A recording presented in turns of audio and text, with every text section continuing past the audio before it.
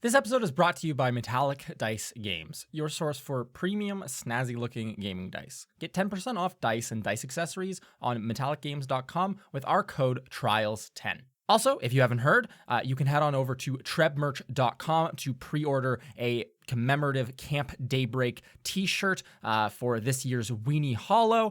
You have until November 7th at midnight to get orders in. Go grab one!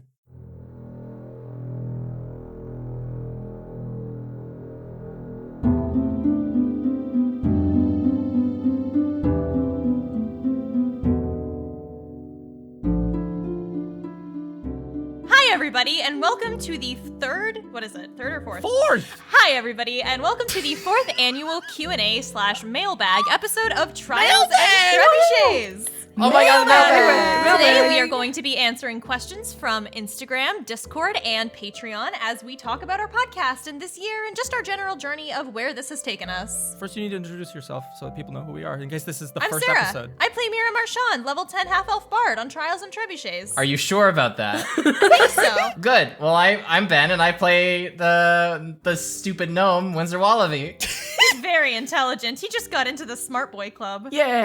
That's where we're at right now. And I'm the stupid cute rogue, Carla. Hello. Wait, no, that's Integrity. I'm gonna say hi, I'm Sam, and I play the smart character, Sarah Neff Cinderman, level 10 human sorceress. Hi everyone, and my name's Luke, and I play all the stupid and smartest characters on Trials and Trebuchets. I'm so glad to be here answering questions that we got sent to in the mail this year. We have so much. Yeah, so we've had much. a lot of envelopes to open. I got like so many paper cuts. It's unbelievable. Ben's entire hand is just bright red. I am losing blood rapidly. Please help. Okay, we have to get more bandages.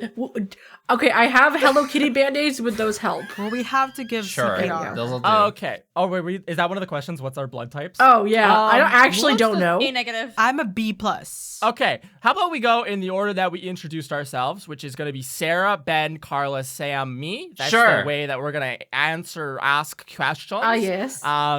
So Sarah, start us off. Give us a ripper. All right, I have one question for everybody. This is from the Discord. It is from Nico. Which NPC at the school would you most enjoy role-playing as? Ooh. This may be an unconventional one, but I think I would have a lot of fun with, one, a character like Kurt.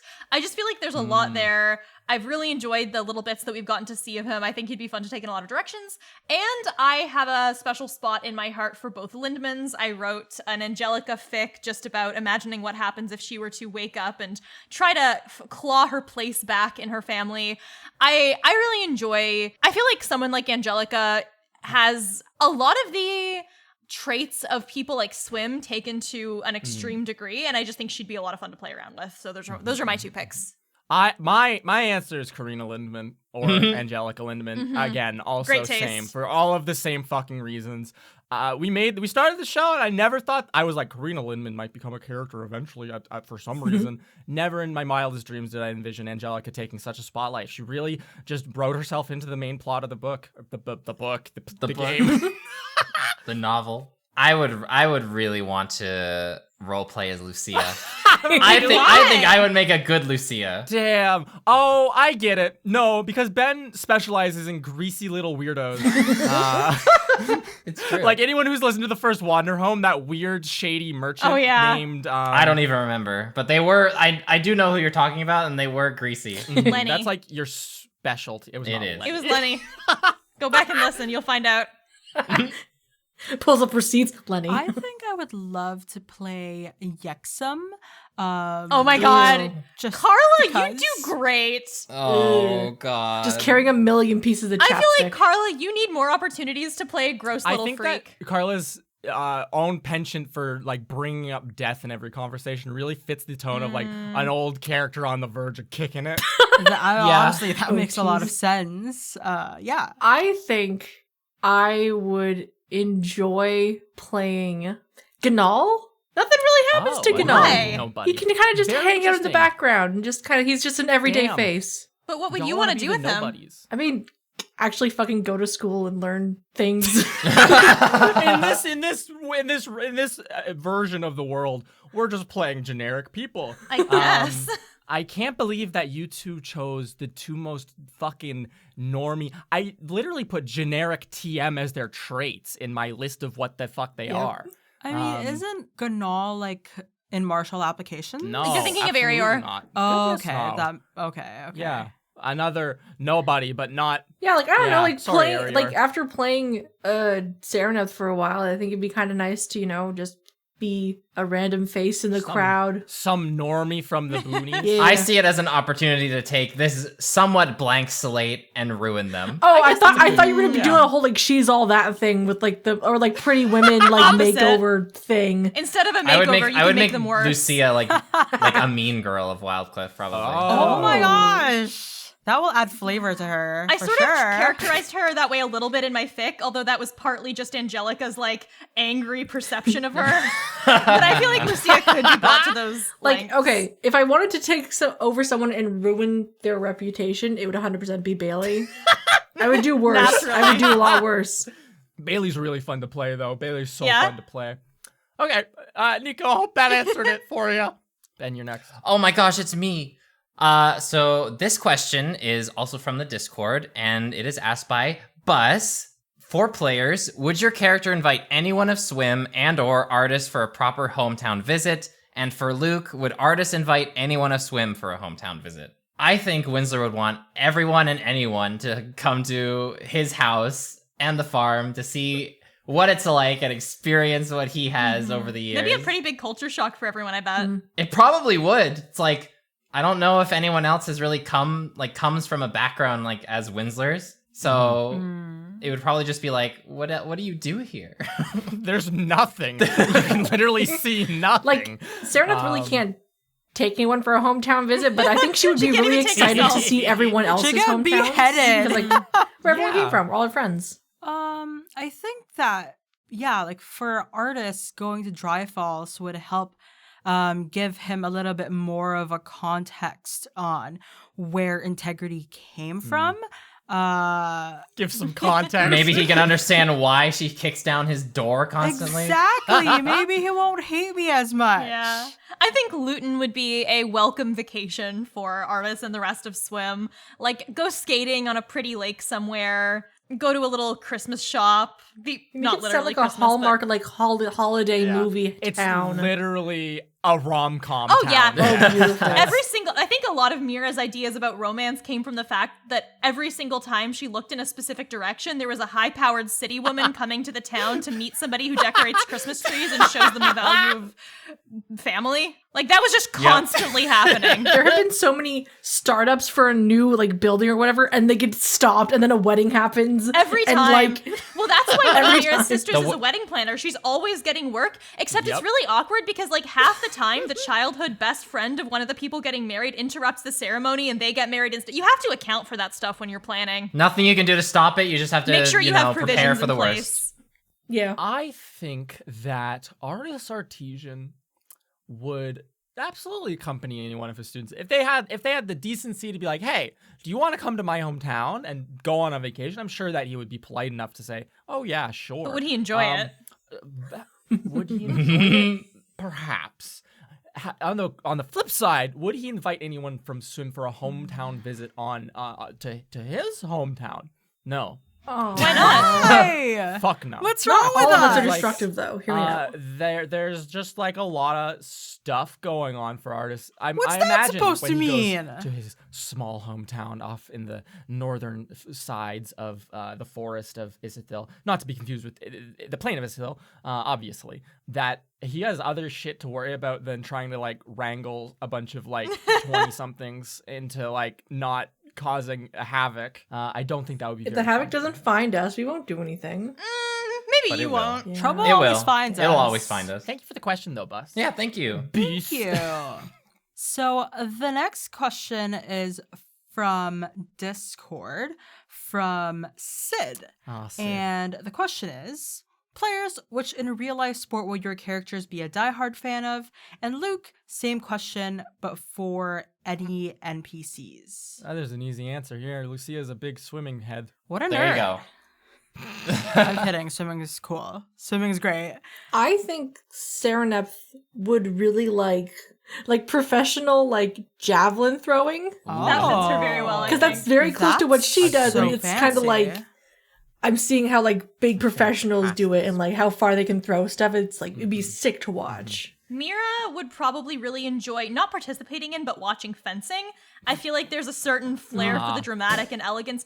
I'm going to repeat that because of the cork popping. I think there's a certain flair for the dramatic and elegance that fencing has to it. Obviously, actual competitive foil fencing is not as dramatic as it is in the movies, but we're in fantasy. Let's go with the more drama-filled version of fencing. I think Winslow would be a fan of soccer. Oh, interesting. Interesting. Maybe because he could actually kick the ball.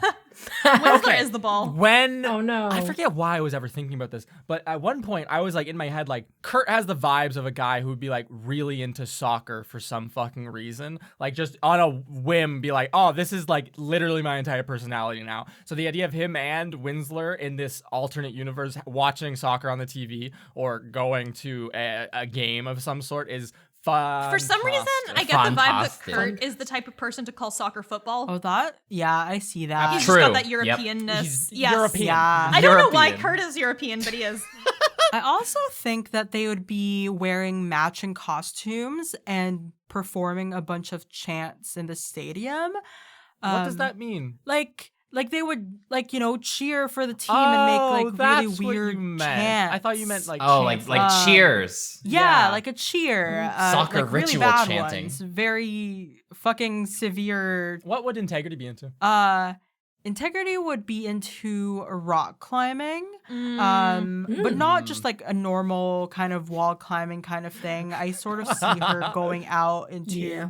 different peaks and different mountain mountains climbing. to climb on the side of them. Like Alpine? like climbing? the one where like you lead climb up the cliff. Oh.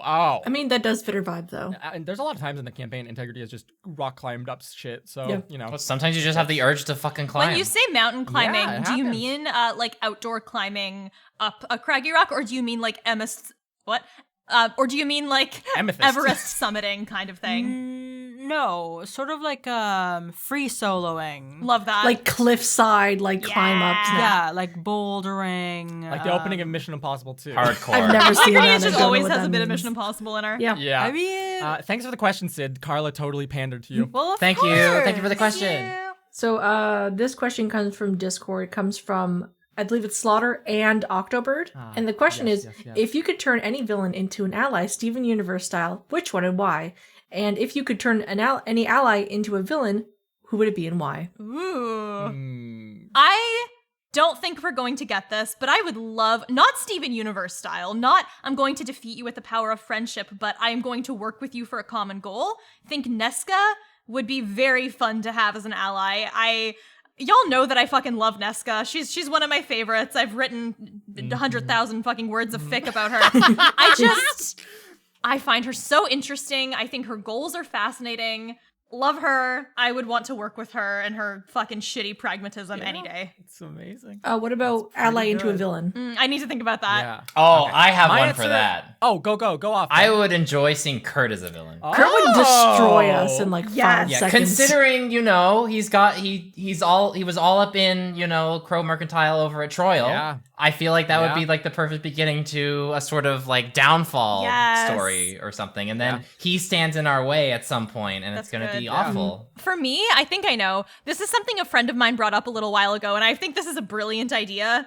Philip as an enemy, Oh. specifically the Ah. idea that so obviously there have been some theories floating around that the Cinderman parents did something to Prince Fred to like make him fall in love with Serenep via enchantment magic of some kind. This thing of like, yeah, these parents from this family who are all about like sorcery and innate magic come and have this guy over at their house for several days, and now he's madly in love with a woman he barely knows. The idea that they or somebody else have managed to secure their position by apprehending and brainwashing this fugitive to work against the party in some way, fucking Hunger Games PETA style, would be so good. I want to see Philip as an adversary very badly. I think that would rule. So that's my enemy choice. It's a good answer. I think it would have been fun to have Loud as an ally. Ooh.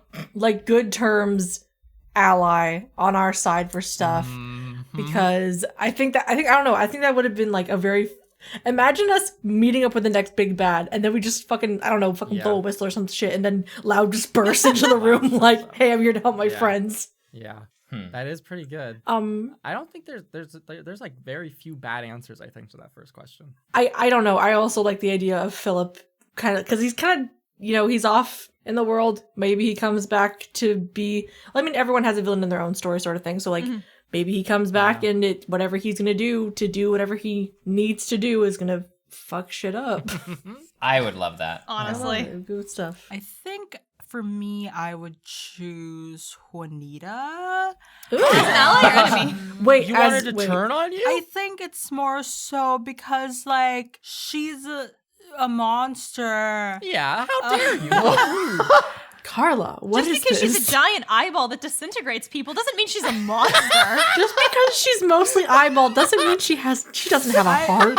I just want to make sure that, she is not against Juanita us. was an ally. Zanak was a villain. Well, but she has the tendency to potentially go against us.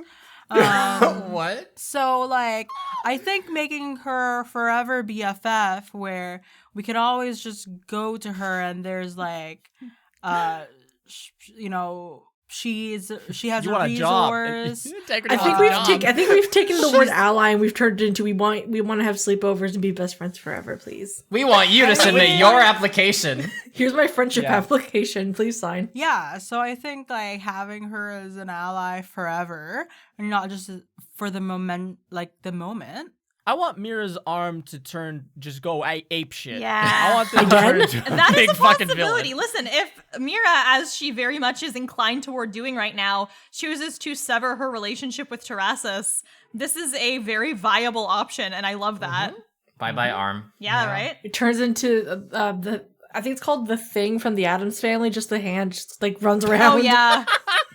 I mean, you guys took all the good villains. Well, that I was thinking here's of, an which is- ally one. I think it'd be Okay. funny if Bailey Blue ended up becoming an ally. No. Ooh. I think it'd be kind of Interesting. funny in that it's sort of like a frustrating relationship. It's like, we have to work together to solve this. And it's like, we don't That's a like good each other, dynamic. but we have to do it. That literally happened to us with him though when we had to find the The Ooblex. Yeah, that's fair. yeah, but on a more permanent level. Like, we just What have if- this what shitty if- guy on call Yeah. when we need him. Yeah. He'll be our info guy. I think Adeline. Oh. I think Adeline becoming an ally would be like Oh. very. That would be like strange as fuck. She's very I just think powerful. the dynamic shift would be so weird. Mm. If now instead of being like Mira's weird like girlfriend's mother who's like, I'm gonna kill you if you don't do this shit, just be like, oh yeah, I'm just a super powerful lich. I'll help you. You guys need to drive to the movie theater. Hop in, right? Like that kind of shit. actual Like, mom Adeline. supportive mom Adeline would be wild. Once Adeline starts to realize that Mira and Delnus are in it for the long haul, she has to start extending like the mother-in-law ship and Are they for the becoming a long family figure, and she's really awkward about it. Adeline if she wasn't a lich. Especially if she's no, she's still a lich and makes no attempt to disguise it. She's like, oh, let me know if you need to drive to the movie theater. I'm just going to absorb somebody's life force and magic. Let me know when you're done. Yeah. Oh. Do you that's a think good one. in that alternate universe, Elric is the one who left Adeline? No. And he's the sour one about Imagine it? No, there's Elric no- as a villain. Imagine. Ooh. What would he do? He's already sad. This like shitty what else little can he sad do? sack going to any lengths at all to like get the people who he loves to love him back. That's what he does There's now. a lot of power He's there. technically an ally. By any means necessary. I really Just like that sad. question. That was a fun one. I like it a lot. Yeah. Great choice. I'm gonna ask a question from the Patreon. Ooh. From the people who pay us. Thank you so much, our patrons. Thank you, Thanks thank for you. the show and make it possible. This is from Neoparm 2. What is each character's go-to bathroom graffiti? Oh my What the fucking fuck? god. What do you scribble on the stall walls? Mira signs her own name. And then she I'm also Mira signs Marchand. yeah, just like the crow. And then anybody who she doesn't like, she signs their name too to get them in trouble. Oh my gosh. What a piece of shit. Bailey! Exclamation mark. Bailey rocks. Bailey was here. Oh. Windsor draws like a crude stick figure version of himself and Mr. Wiggles. Oh. Just a little guy with a hat and a massive cat. Yep. In my mind, Sereneth does not have an artistic bone in her body. So it would be like, she'd be like, oh yeah, this is what it's like it's the viewer's interpretation. It's just like a squiggle thing. It's different every time. Just a weird little mark. Yeah, just a weird little mark. It just makes a dot and it's like, that's my art piece. It's like, what does that mean? I think Integrity will be doing like the Superman S. Oh my God. And like, this is the cool shit. Like, you're teaching people how to do it. Only I can do it. Thank you for the question, Neopar. Yeah, thank you, Neopar. Yes. All right. Next question, also from the Patreon. This is just a fun one. It is from Tess. Do y'all have any dice superstitions, i.e. pre-rolling to find which one is rolling high, or putting them out in the full moon or something? The dice goblins are active today. Mine is largely that I understand this is not how dice work or statistics or probability, but there is a set number of good rolls and bad rolls that a die will roll every single time. And so if you roll a low one, your next one is likely to be high or vice versa. This is not true. I absolutely believe it. I use the same. I've used the same. Okay, I use the same like 4 sets of dice every single time I play D&D, whether we record it, whether it's a home game, whether anything, until all of my dice roll bad in a row. Right. So if I roll a d20 and I'll retire it, and then the next one rolls bad, I'll retire it. Then the next one rolls bad, I'll retire it. The next one goes bad. All of these dice set are not getting played with for the next 2 to 4 months. They're just not going to be out here. The other thing I do is I always arrange my dice so the highest number is on the top. So they I don't know, get used to the high. I do the exact opposite, because I think if I put it on a 20, then it's less likely to roll that 20. Wow. That is so interesting. That's literally like my little bowl of dice when it was just my cursed die, which I'll get into in a moment. I would set them all with the highest number up.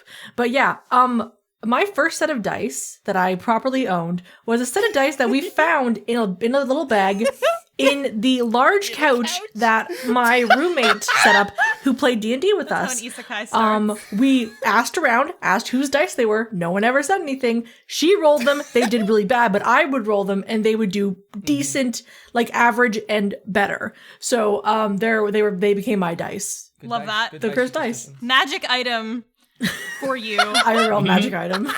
I don't really have tradition to the same level as these guys, but I have a lot of dice. I have 11 sets of dice. You just had to say how many you had. Well, yeah, of course. How else will I show my superiority over Ben? So I would put them over the perimeter of this food bin that I have, line them up on the sides to leave room in the middle, and then whenever I would actually end up rolling them, I would shake them very vigorously, sometimes kiss them, sometimes talk to them, like, please roll very well for me and all that. Another thing when it comes to proper dice etiquette is choosing the right die. And, okay, I'm just gonna cover my dice, and I really hope that they don't listen to me. Shh, don't listen to me. Whatever I'm gonna say is not against you or anything like that. But is choosing the right die. Carla just turned into like Smeagol Gollum in the middle of that. She was like, "Do not listen to me, my little dice." Yes! There's only certain sets that roll well. Ben, what so- about you, resident most dice haver on the podcast? No, I have so many will sets beat of you, dice, but Ben. like Carla, I only ever will use a certain number of beat them. the- Sometimes, depending I on will a beat situation, you. I'll be like, oh, I'm feeling this set today, or I'm feeling this set today. But I always have like this one moment where I'm just like, whatever sets I have out, I lay them out. And then I sort of arrange them and sort of like, here's the D20. It goes in the center. And then all 6 other dice surround it. And then I may get it like... summoning circle. and then I may give them like one roll or two to see how it is. And if it rolls good, it's going to be a bad session. And if it rolls bad, I would have to worry. So to answer Literally, your question, we're all fucking freaks We're about crazy. Yes. None of this is the real. question. That was amazing. Don't say that, Ben. Thank you, though, for the question. It was very Thank good. you. Ben, it's you now. Oh, it's me. Perhaps I should ask one from the Patreon as well. Mayhap. Let's see. Oh, here's one. This one is by Cody. Which moment emotionally devastated you all the most? Is this just like about like the This main is- podcast or bonus episodes as well? In the actual main podcast. Yes. Okay. Yes. Yes. Not just in our daily lives. Because I can name many for that. Okay, so I can put away the list, right? It's good now. Yeah, all right. I think the most emotional I've ever been is the episode 153 and episode 154, which is the ritual where you guys revive artists and then the aftermath episode. Oh my god. Yeah. That's very true. For a lot of reasons that I've already spoken about. The first like 153, the actual stuff happening, I was just like for obvious reasons, I think, getting really emotional as we were going through and like trying to create tension and stuff. And then on 154, I was like feverish and fucking losing my mind. I was barely able to like keep it together. And for some reason, I was like on the verge of crying for that like entire episode. So like those two for me are definitely it. Artists coming back. Honestly, like I think we had like maybe a break at some point in that recording, and I did start crying because I was just like, there was so much stress about getting him back, and like the potential, like there was like a momentary like attempted infiltration and like just all of that stress going on at once, and just shit, like everything we just did, everything we put together is just gone. And then he got fixed and everything, but like there's just that whole moment of like, I don't know what to do now. I think that for me, apart from that whole artist thing, it's the death of Ferdinand. I think like for me, that was like one of the first moments in the entire podcast where we played such a direct role in basically offering up this person, no matter whether they're bad or good, into like their death. We hand them over to the situation. We sort of played a game over someone's life. And that was like hard for me. I remember coming out of that episode sort of Airy. Yeah. That's hard for me. I have a tough time being simultaneously deeply emotionally affected by a narrative while also participating in it, because I feel like I'm always viewing it from a top-down lens of being a writer. And so there aren't any moments that I can remember like wanting to cry or feeling very, very strongly sad about a specific scene. But I would point to, I very much was able to connect with the emotions of Mira when she lost her arm, of like, what if I can't play music anymore? I'm sure everybody has had that feeling of, oh, there is an obstacle here that is stopping me from doing what I love. I felt very connected to that in a way that I ended up really enjoying. And this might be an unconventional one and a really, really random pick, but this was in the 2020 Weenie Hollow when Clarice, I think was her name, talked about dying. That really got to me. That was a very good moment that I was like, ooh, ouch. I was emotionally connected to that quite a bit. So those are my two picks. It's a deep cut. Also, Sarah's just bulletproof, so you know. That's not true. If we're allowed adding a second one into that list, then Sarah and Philip's first kiss, that entire scene in the courtyard, because like I was like actually shaking. Like when I have a very strong emotional response to something, my body goes into like a scared reaction, and so I like just had this whole like, this is gonna finally happen, and oh god, it's finally happening, what? So yeah. And Ben, our other emotional rock, bulletproof Ben. I can't help it but cry in an emotionally charged situation. Like, I would agree that 153 and 154, the artist's resurrection process, that was extremely emotional because tensions were running high for everybody. We all knew the risks. We all knew if we fucked up, it would be terrible. It would be awful. For me personally, though, anytime Winsler is put into a situation where it's just him having to confront somebody about something either that he's done, they've like done, being assertive, everyone's done, stuff. or like anytime there's like that power dynamic between Winsler and somebody in a position of power, I can't help but feel like there's an iron ball in my stomach and I just start crying because I feel the pressure that he is feeling and I cannot help it. That reminds me of when we did back in the very start of Whiteout, when we did the exam episodes and Ben was like like hyperventilating, like, I'm gonna fucking pass out from the stress, guys. Yeah, that's a fun walk down memory aisle. If I can add a second one, it's the one when we played Wander Home 2 and I fucking cried the entire Oh, episode. yeah. Full ass. Oh, but, that was that you know, scene. so I think it was sad. Ben. It was you who was Yep. playing. I think it was a grieving widow, and Yes. I actually forgot about Yep. that until now. But I do remember feeling very affected by the way that you played it. You were absolutely excellent. Really, really well done. Cody. Cody. Thank you for that. Thank Thank you. Thank you for the Thank question. you. Kuwait. Kuwait High. Next question is from Patreon from Melanie. What is Swim's boba tea order? I love it. Oh. I love this question. I don't know exactly what boba tea is, so that's going to be hard for me to answer. Serenup's too out of touch with the commons to answer this question. Earl Grey, is that an answer? Like, get out, Serenup. Okay, fine, bye. Strawberry milk tea with the popping balls and like the Yep. little lychee stars. Yep. It sounds delicious. What? Easy. I think that Integrity is going to be such a weirdo with her boba order. Like, she will order, I guess, like watermelon slushy and just put every single topping in there. Like the jelly, the tapioca, the bursting bubble, just like coconut. I don't fucking know. Any topping that she can get, like, she's just gonna go crazy and just put all of it. More boba. More toppings than the tea itself. Winston's would probably be very similar to mine. Super sugared up, your regular like amount of tapioca balls. It would be just like mango or peach, like slushy kind of stuff. I can't see myself really drinking any other boba tea other than that. Really. All good answers. Thank you for that tasty question. My question comes from the Discord from Halogen. What are the characters' favorite colors? Is there any particular reason why? For Luke, same question, but for Yog, egg emoji. Oh, Green. No particular Green? reason. Yeah. Mira just likes the color green.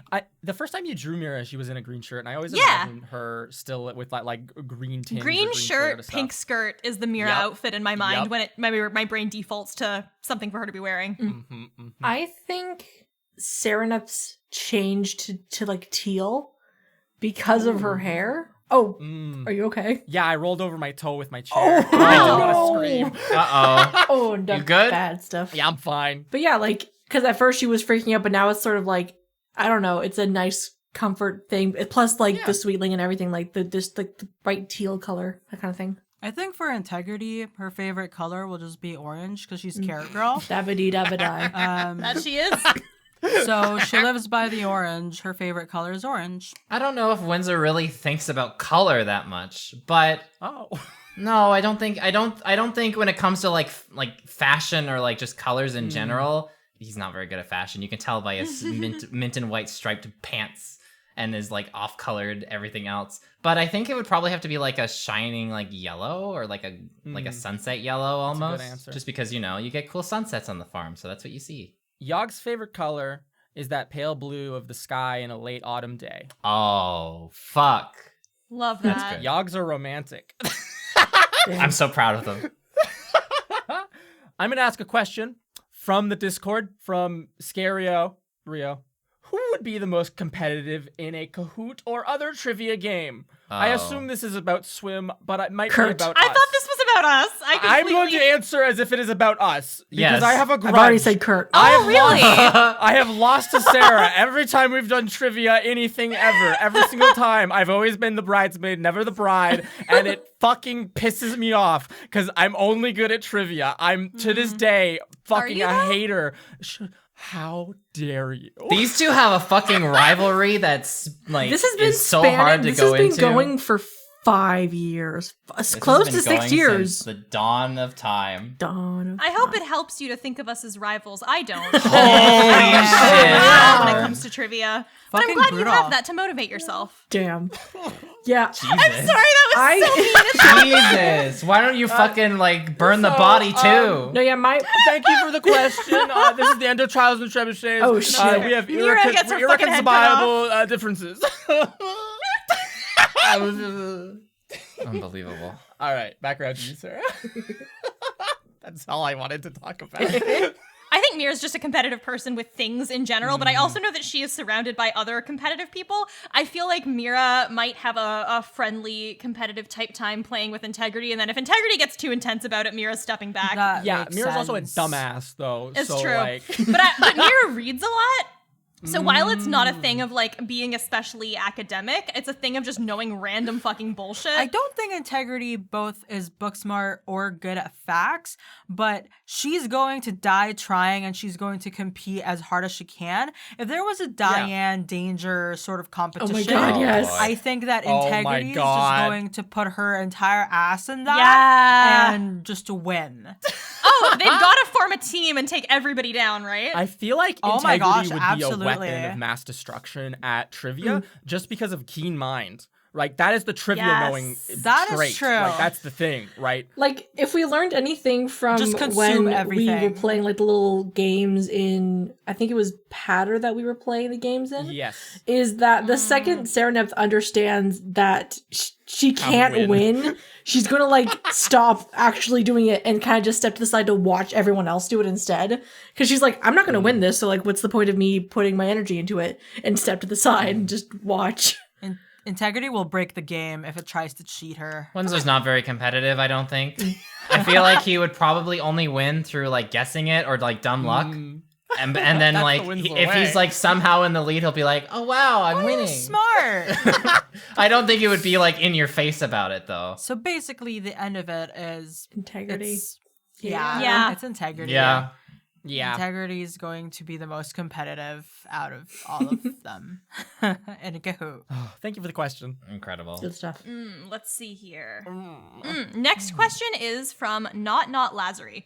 If you could change any choice you've made throughout the campaign, what would it be? For me, it would specifically be because I did not know if I was being asked this question as Sarah or as Mira, and I responded to it as Mira, but I wish I'd responded to it as Sarah. We were in Nebulosus. We had just fallen through the mirror. Luke asks me, do you want to keep your arm with you or not? And I say whatever answer I say that gets me with integrity. I wish I had not done that because I would have been very curious to see what would have happened. And it's usually the only two things I think about really where it's like, oh, that would have been fun. Are that and then the possible world where I get to play Nesca in the Conjure Memory episode, which was not up to me anyway, but me not getting to do cool arm stuff was a Sarah choice that I wish I hadn't made because the alternative would have been great fun, I think. Yes, I firmly agree. That's why it remains on the table as something we're still going to explore before the end. Part of me wonders if Winslow never made the decision to make some sort of weird soul contract with Celti. I wonder if he never gave away that scroll that he had way back when. I wonder how different like his story would have gone. I wonder if it would have been more linear and less chaos as it is now, or would it be even more crazy than it is? Yeah. I think of that scroll often as well, Ben. I don't. I believe we even have a question about We it have on a our question list. about it. We do? Yes, we do. Someone remembered no the idea. scroll and actually asked us about it. I would make the choice to have the evil dwarven spirits attack the festival in Whiteout. At the moment, I was under a time crunch of not being able to prepare for it because we were just going the entire day and my brain was on fire. But with the history and being able to look back upon it fondly from years ago, I would make the dwarves like shoot fireworks at the students and shit like that. Oh, fuck, that would have been fun. Sentient choice. fireworks. I think for integrity, there's nothing really that I shit, regret, really? weirdly enough. I love that. Be yeah, proud of the things you've Integrity's done. only done the right thing. Great decision. The thing is, I don't think that integrity has made the right decision every single time, but these decisions brought her to sort of the tangles that she has right now. And I love every single tangle that Integrity is sort of forced to face and is forced to sort of navigate around. So I think because of the impact that all the choices have had in her life in general, I think that there's nothing that I really regret. Yeah, that's fair. I think not having an answer for that question is just as impactful as having an answer for Totally. that question. Yeah. I agree. I don't know, like a lot of shit has happened, but at the same time, it's led to. I think the one thing would be convincing Angelica to like, I don't know, like maybe it's hard to figure out there because like how exactly like maybe like keeping an eye on her more or something like that like during the festival because like obviously like Serenep didn't know what was happening, but like. I don't know. Wow. Like, if Serenep with her knowledge now could go back, that kind of thing, like, probably, like, just keeping a better eye on Angelica around the festival and shit. When you're in the hatch and she's holding it and she's like, going into some trance, instead of just trying to grab the amulet, just fucking, like, tackle her to the fucking ground, break her arms, break her legs. Wait, guys, wait a second. Just break her face, you know? Grab a crowbar and fucking smash her kneecaps in, Sarah. Number one, Angelica invent a would crowbar. Number It's two, bloodless, Crowbars exist. and it gets the job done. here you Fucking go. extreme. The next question that I am picking is from also the Discord. It is by Find Not. And what is everyone's favorite spell? Oh. Ooh, that's hard. Magic Mouth is good. Tasha's Caustic Brew is the best spell in Dungeons and Dragons. I don't care if it's suboptimal in every possible way. Can you explain what that is? You spray acid onto someone. Fuck. It doesn't do damage. Syndra did it to us, I think. On their turn, they can just use their action and wipe it off, and it will not do any damage, and you will have spent a spell slot. Does it at least do like Does it at least do like? I think it does shy acid damage. It's so bad. I love this spell. My Artificer had that prepared for every Does it combat. at least like scare the person you're attacking enough to give you an advantage or something like that? Because they think it's like powerful acid. This is a spell Mira has not yet taken in this campaign because she is not at such deep levels of moral depravity so as to have it yet. Oh. But I am a slut for Modify Memory. Oh, shit. Great one. And also, I just like Relithim's Psychic Lance. I've used it a great many times since acquiring it. It's very fun. It's an iconic Mira spell, quite frankly. Oh, the iconic Mira spells at this point are Silvery Barbs because I'm a little asshole, Psychic Lance, Counter Spell, and Locate Person. True. And Suggestion. Yep. Good shit. I think for Integrity, it's really hard because, you know, like she doesn't really have a lot of spells. I actually think Tasha's Hideous Laughter. That's a really good one. That was even from the Korka fight. Yeah. Yeah, just because, like, you know, the idea that you can make someone laugh until they pee their It's pants. really unfair for Integrity to and- make a really fucking ripping bad joke and make people laugh at it. I True. never I make think- bad jokes. My favorite spell is Thunderbolt. You can Lightning just bolt. Yeah, sorry, fucking lightning sick. bolt. Fuck. Yep. I keep. That is also like a Serenep spell in my mind. Like the same way I think of Ralithim's Psychic Glance for Mira, I'm like, yeah, Lightning Bolt is just Serenep's Yeah. spell that She's got gonna that happen. storm shit. Yeah, it's fucking sick. I love lightning so fucking much. It's. I I have so many spells that I can just make lightning, and it's just so. It makes me very happy. It's awesome. Windsor, Ben, sorry. What, Ben? Living index of spells. What is your favorite? I mean, I may have only had it for a very short time in Windsor's repertoire. It's a close favorite, but if I had to pick two, I have to pick two because I can't pick one. I have to pick two. It would be Enlarge, Reduce, and Pass Wall. Oh, Pass Wall is really fun. Pass Wall just fulfills my need to just walk through something. Break. There's a problem here. No, there is not. There's no role needed. DM. Fuck you. It's great. It's an amazing spell. It lasts for like an hour or so, and it doesn't cause any damage. It's just a hole that we can walk through. Literal Looney Tunes shit. Yep. I love Wonderful. when spells just make our lives easier and we don't have to worry about stuff. That's part of why I enjoy Locate Person so much. Because something I used to never enjoy was like, I want to go talk to this person.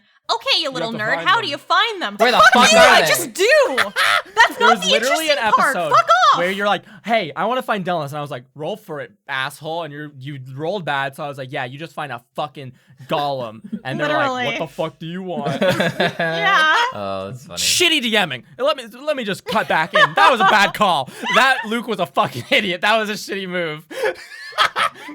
Next question is, what's one piece of advice you would have given yourself as a player or DM back when you started the show? By Disaster Sappho. Great name. Amazing name. Shut the fuck up sometimes. I listened to the early Just episodes. shut the fuck up. And I listened to myself just fucking pipe into scenes to make a shitty reference, and I want to choke myself. Shut up! So that's mine. Mine would be, I'm talking to me. Everyone's, Luke, lose your fucking mind. You don't have to be a normal person. Just lose your goddamn mind. Just throw it out the window. Nothing has to make sense. Just fucking go insane, you little idiot. That's it. Hey, Luke, we're inside your head right now. How you doing? I don't know, I took my headphones off. I give myself a piece of advice. You're doing this to have fun. Even if you're having a bad day, try and have fun. Because there have been days where like something shitty has happened in the day and it just ruins my mood. Yeah. Even when we're recording, and I just like you're hanging out with your friends, you're having fun. Like I know you feel like shit right now, and I know you're gonna feel like that for a while. But like take this time, like try and have fun. Come on. Yeah, that's a good one. Yeah, great choice. I would tell myself to stop quipping all the fucking time. Mood! Ben, mood! It's like there's no need for you to speak at this moment. Shut The up. tension, the tension is at its highest, Ben. A little joke here. This is Other something than that, you're doing great, King. This is something that's stuck in my head for a while. Yeah. Weenie Hollow. My character finds his horse's head and it's super emotional. And Carla makes a joke about The Sopranos. Wait, I did that? Oh my I gosh. love Weenie Hollow. If that's the case, then I will tell myself to shut the fuck up. Stop jabbering. You need to shut your mouth. Okay, here we go. All of us have jumped into a scene before and made a quip. The big thing is that you don't let it get you down and have fun.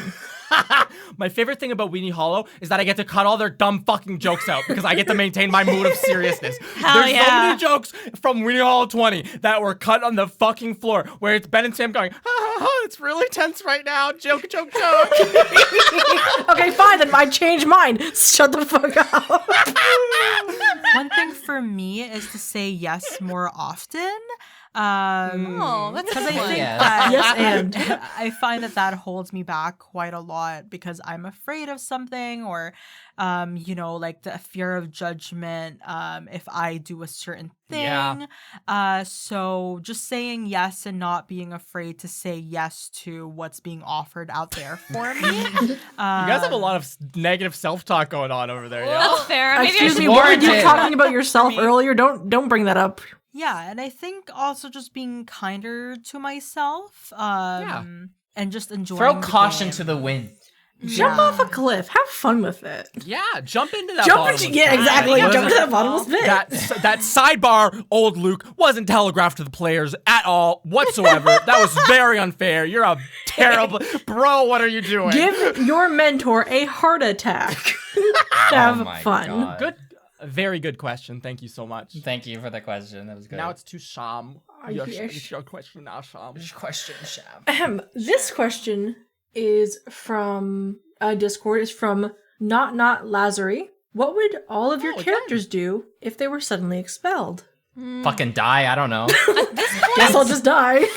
Probably Mira would go to Ophelion and both try to start her music stuff there and also have like that proximity to her like all Algrim stuff, see what is in store for her next in that position. So she'd probably go vibe in that town.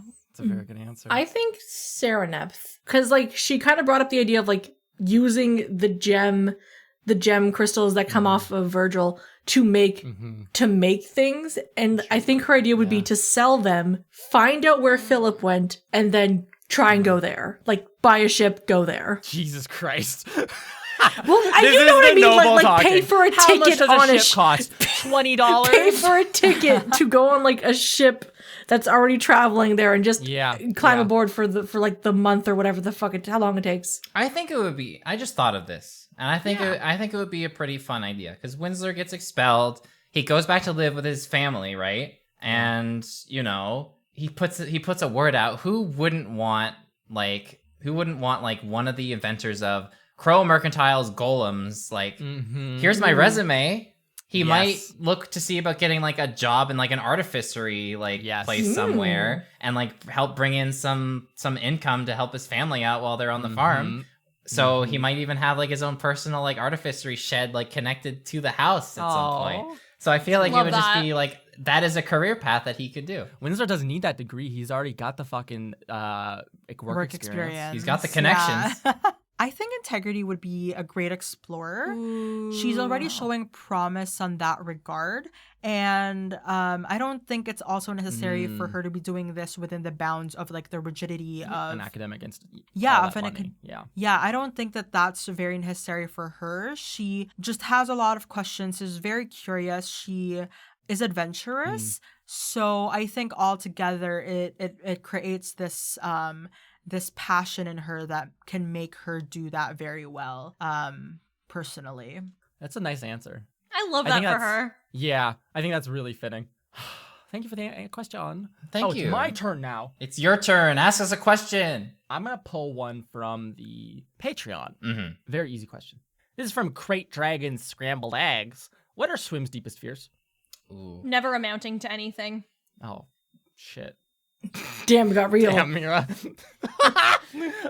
I am Mira and Mira is me. Oh, damn. And snakes. Yeah. Is that understandable? Yeah, that's a newish development.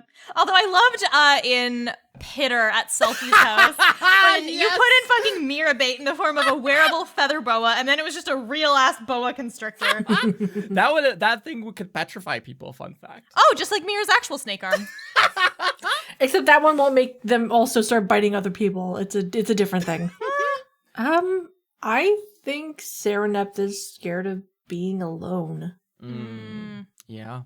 That's interesting, because I think there are efforts that I seem to view as Serenep taking to kind of isolate herself from other people, not asking for help when she could use it. For example, like with the Phillips situation, there are a lot of spells at this school, Ascending as one, that would allow her to get in contact with him, and she hasn't used those resources. And you mentioned in Conversations in Catapults that you think Serenep might be afraid of asking for help from her peers. So it's very interesting to see the way these almost conflicting fears and desires manifest themselves. I think that's really cool. That's really sad. She's a because Serenep's like, I'm terrified of being alone, but I don't know how to fucking ask for help. That's scary. She's like, that's a real scary. I think I said it in Conversations in Catapults as well. She is the cause of her own destruction, and she is the cause of her own fear. Like, she doesn't know how to do this, and therefore she doesn't know what other options there are to go with. She's kind of put herself into a corner, and she hates the corner. Damn. Oh, that sucks. I love it. Tragic. Integrity's biggest fear is to not be the best. Damn. I think like not even like there's not like amounting to some something, middle just being child energy middle child, here. not the best at something. Yeah. Because, you know, she's sandwiched between a brother who is very much involved in the family business, two younger siblings who are just adorable. And not to say that Integrity is not loved or treated well in her family. I think it's just because there is a part of her that wants to shine and prove her worth. I don't know. She's a middle child. Yeah. Yeah. Like, Damn. Through and through. so she just wants to be the best in everything she does. Winsler's afraid of doubt. Oh, that's deep. Interesting. Because like he was raised in like the picture perfect kind of family in his eyes. Like very naive. Yeah. And now after all this, like I feel like he's just afraid of like doubting himself, doubting everybody, second guessing, doubting everything, second guessing. Like, is this really what it's going to be? Is this how this really has to go? Like, it's a fear of basically like what could happen. Yeah.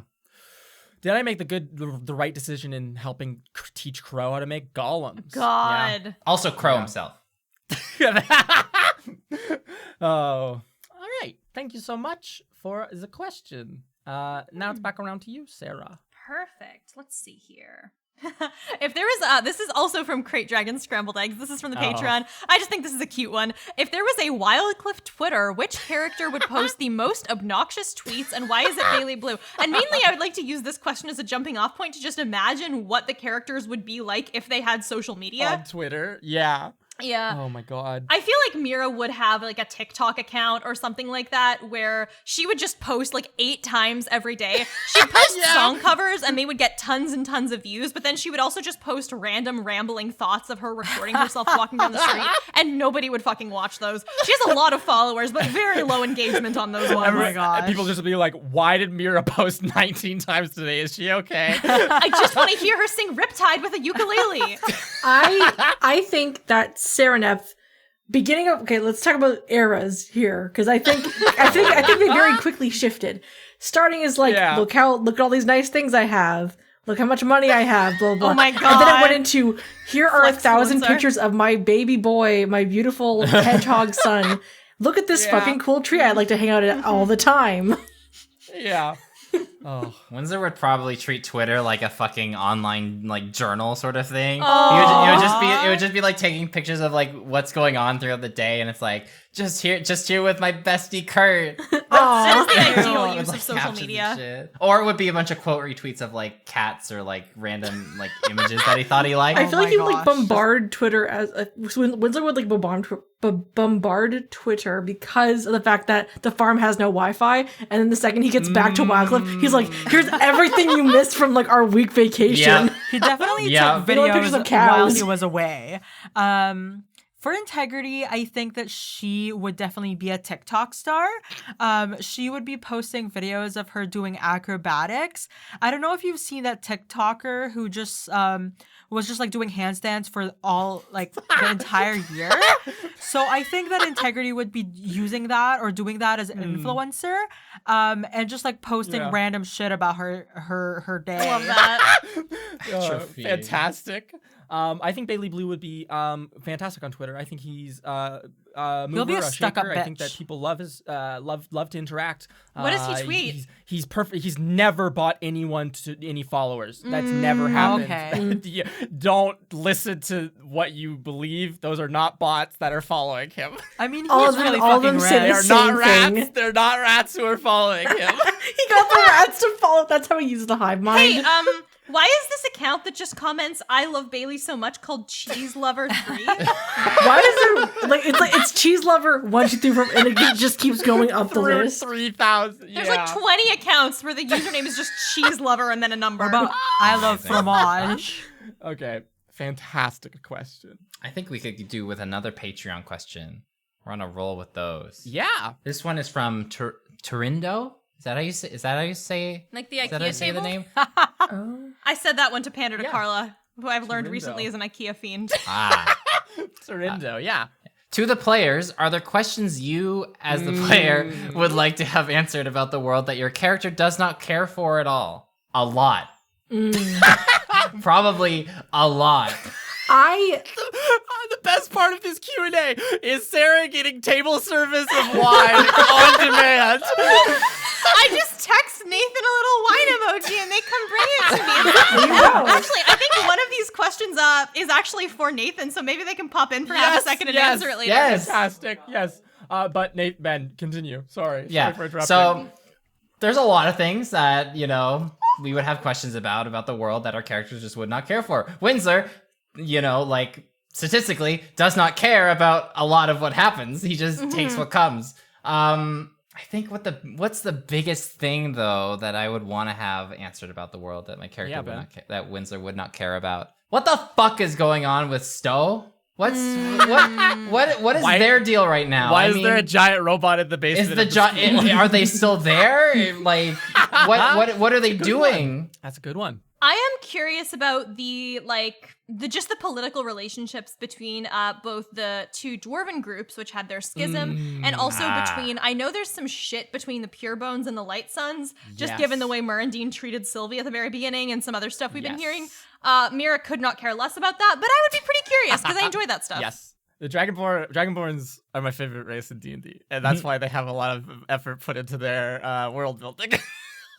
I feel like I'm a person who can sit down and just listen to like 5 hours of just like, so here like someone like passion dumping about their projects. I love listening to people get really excited and tell me about their things.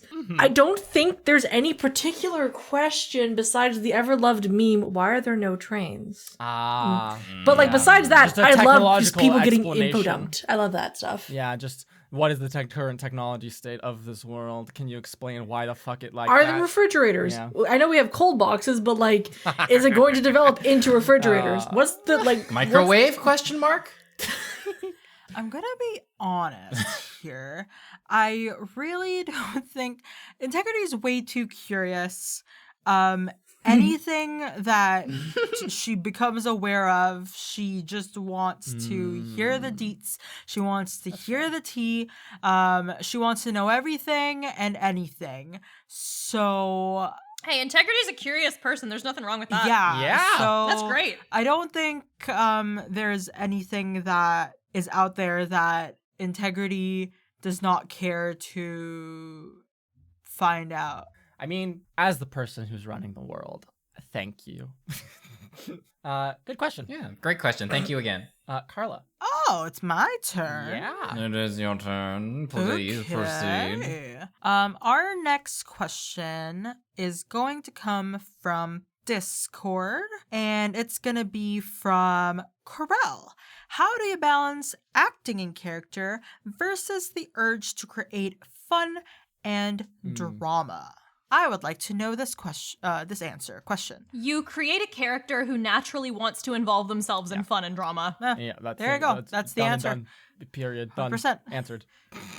Yeah, that's true. I was thinking about an answer for this question like earlier, and you said it perfectly, super quick, much shorter than I was thinking in my head, which was like use many words? 10 million paragraphs. I've never been succinct in my life, so I'm taking this W.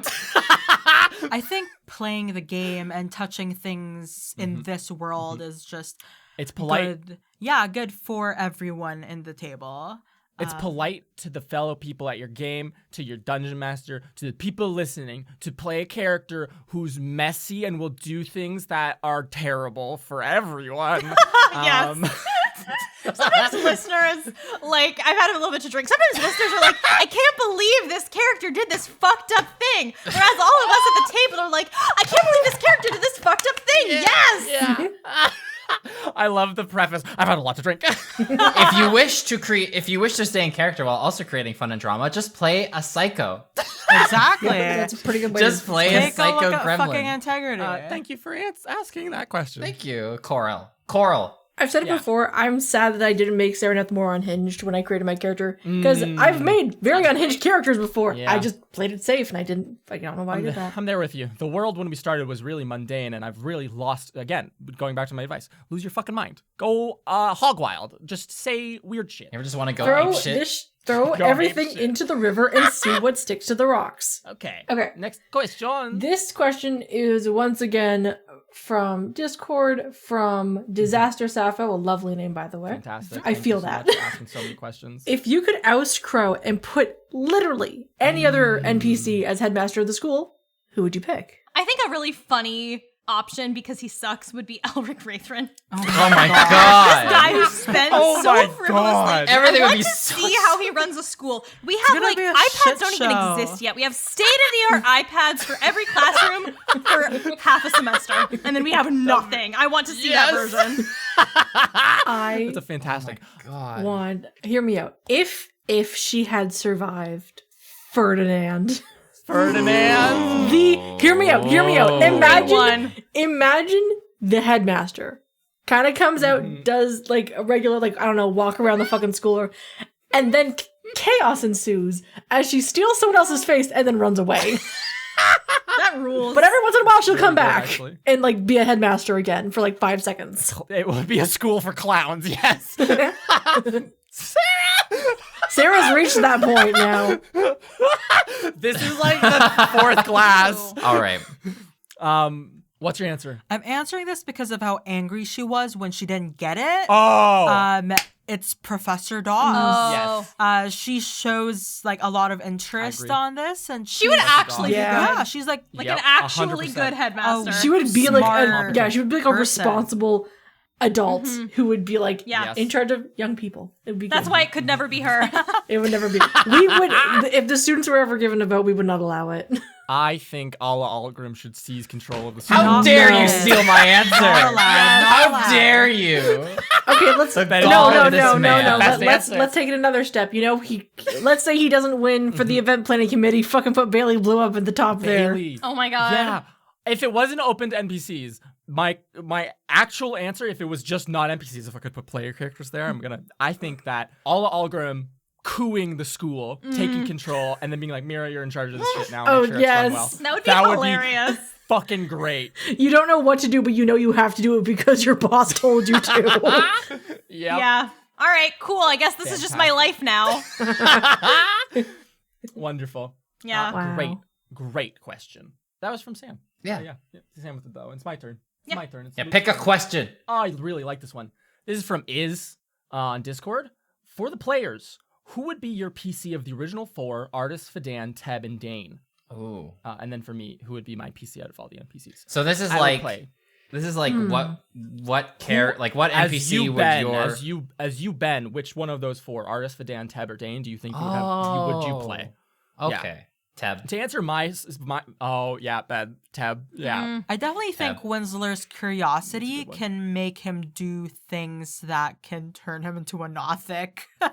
Right? Oh God, my poor My little wizard. My instinct now is to pick Fadan. Just this natural drive towards a very adventurous person. But when I look back to the type of characters I initially create, I think I would probably make somebody like Dane. Yeah. Very practical. I love playing someone who's very practical, very like I'm in with all of this. Just we don't know that much about Dane, but I do feel like looking at him and what we do know of him, I would probably have ended up making somebody like that. But I think Fadan would be the funnest to play now with what we know about her.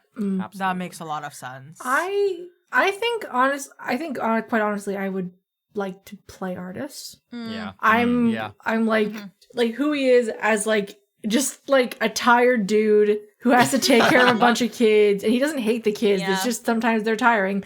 I deal with And I that's something I have dealt with. I feel like I would do pretty well with that. yeah. And like playing him as a student where he's just this guy who's like, oh, I'm here, as these like 3 other people like run laps around you. Love that. Yeah.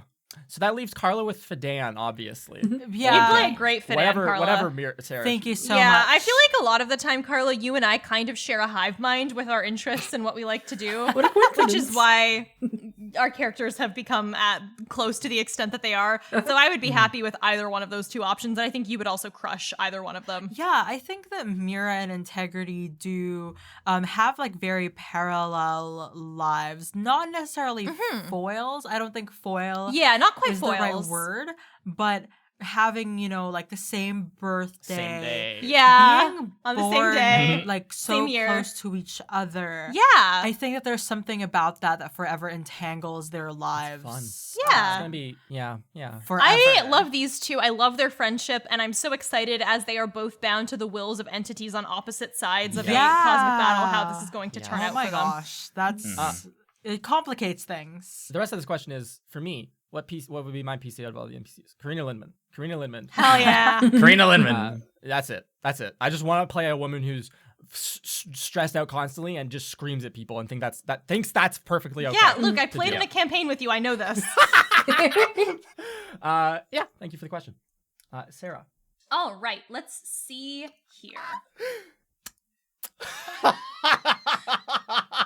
Can you read, bro? I'm just trying to think of a good question. Okay. From Peter Mountain on Patreon. If Wim was as rich as pre-split Serenep, what would they be like?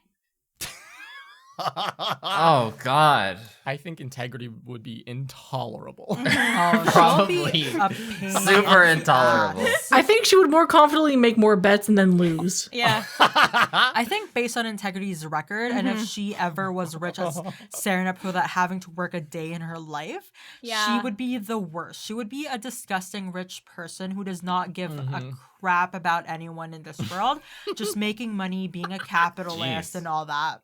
My friend Emily, who I'm sure has been mentioned a couple times on Conversations and Catapults, and also Yes. is the patron creator of friend of the Veronica show. Sonia Elroom. Emily and I just spent the past long weekend writing a 50,000 word alternate universe roleplay where Holy shit. her character from a different campaign, who is also my Patreon character, Whitney Chummers, and Mira grew up in Aros in this noble world. So I have many pieces of lore that have resulted from that alternate universe that we have roleplayed and fucking crammed into a Google Doc. Mira is the youngest of 4 siblings, so anything that she gets, she has to fucking fight and scrap for. Mira in our AU and in this world where they grow up in this system of rich nobility is kind of a piece of shit. Just goes, not because she's inherently ontologically bad, but because Yep. that's who you have to be to survive. Goes all in on enchantment magic in every single way, is fucking conniving. And I think she would be great. So that's my answer. Oh, so good. Man, y'all are just a bunch of big pieces of shit, huh? What would you do? Yes. if he was corrupted by richness? Here's the thing, though. I would probably keep the concept of Windsor the same, just change the background to like noble or whatever. So Yeah. if I still gave him like he's the only child of like 2 dwarven nobles, I would say that they would probably fall more into line of like a philanthropist role. Interesting. Ooh, I love Wow. that. Patron of the arts. Yeah. And like that makes sense. just like sort of like a giving nature, really. Yeah, like a better Elric. Love Kind that. of, yeah. Like, Like sure, they're still wasting your still money. nobles, but like Yeah.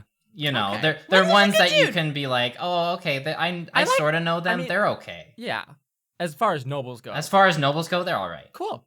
All right. Next cue. Ben. It's me. Well, I'm just going to pull a question from the Discord hat. Okay. Hell yeah.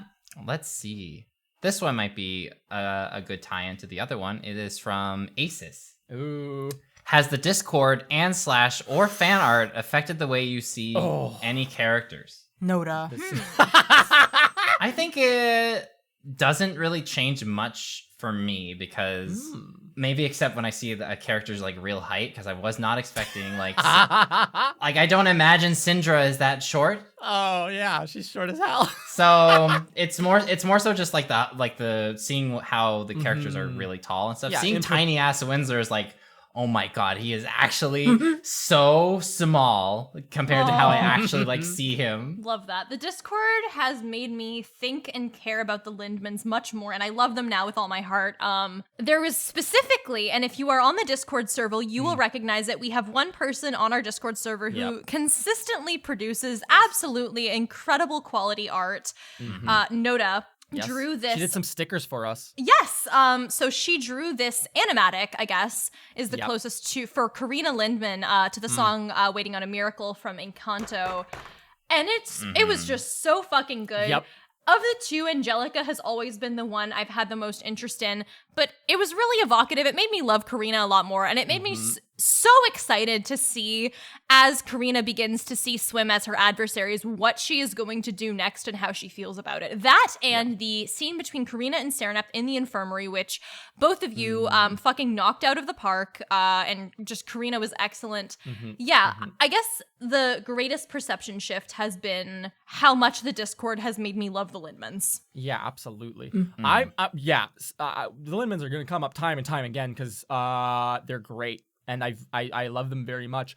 I was scrolling through TikTok and I was like, wow, this is a fun thing. These characters are cool. It was the exact thing that Sarah just described, the animatic of Karina Lindman always being the shadow of her sister. And I was like, oh, these are our characters. We get to tell these stories, which was very fun. The first time I told my like people outside of the podcast and everything of like, they have TikToks of us. There are TikToks of the podcast. Oh my god, guys, it's TikToks of the podcast. That rules. Yeah. What a It's really feeling. cool. The fan art is like out outstanding. It's so crazy that people make art of our And people are so fucking skilled with it. yeah, They are. It blows fucking my crazy. mind. Extremely talented. Carla, Integrity has a dedicated artist, essentially, Mm-hmm. literally. Oh my God, wine number 5. Fine. Just a smile. Is this just like talking about art, or also the discussions on Discord and Or just the Discord in general, too. Yeah. Okay. Well, I think that having a Discord and having art made of these characters in some way sort of help inspire yeah. me to just be and play my character.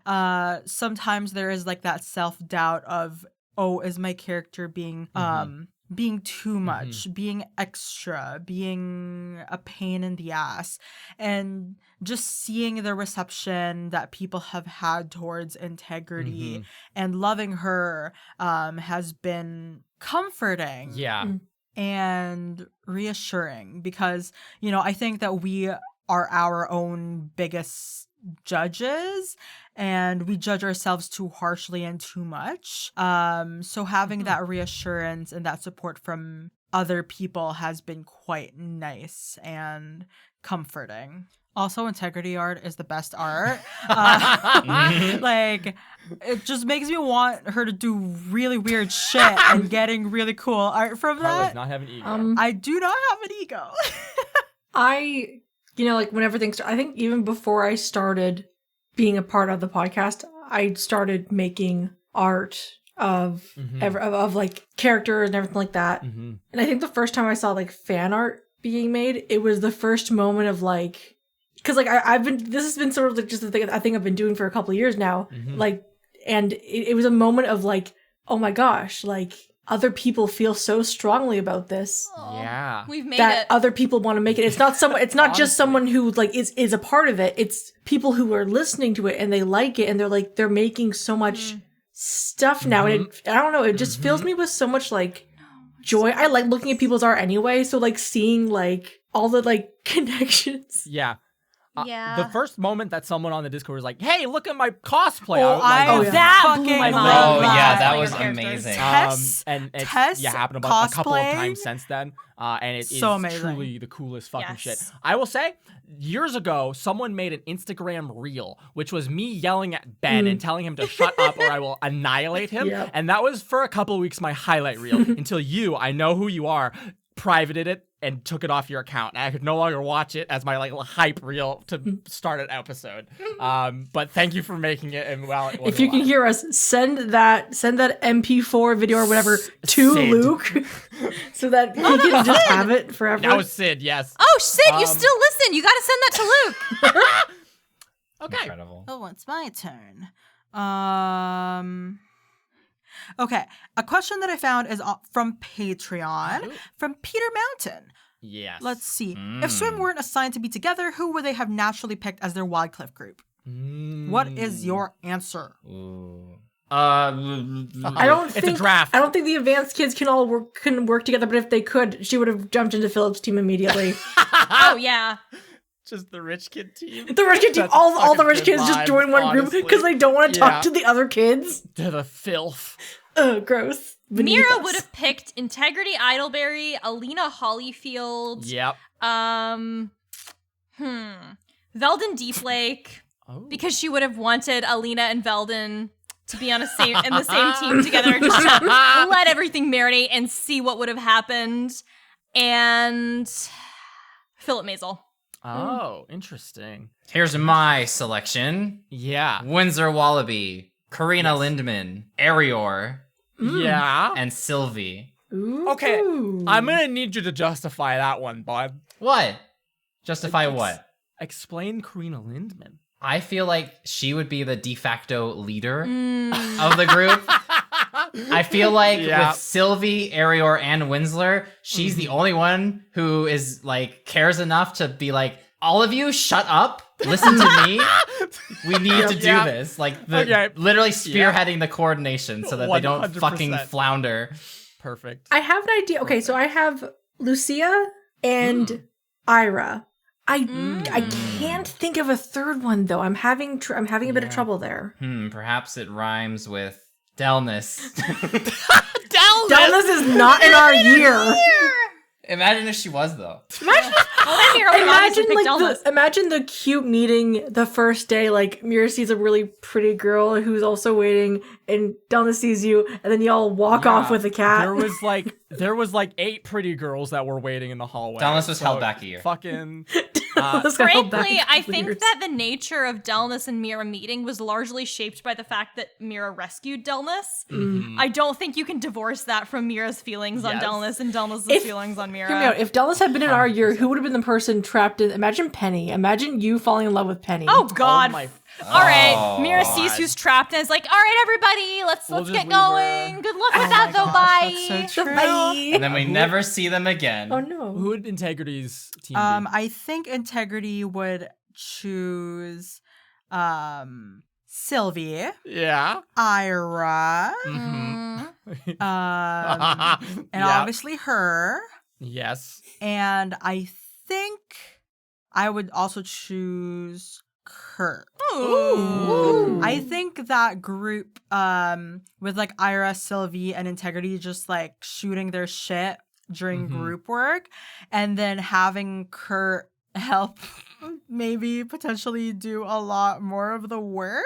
Yeah. I also think that we could totally dominate during like the fights, you know? We have tech, we have fighting. That's a chill group. I can get We behind have it. people who like to eat and be in the dirt. So, I think those are all real good dynamics. I mean, yeah, that's why it chose us.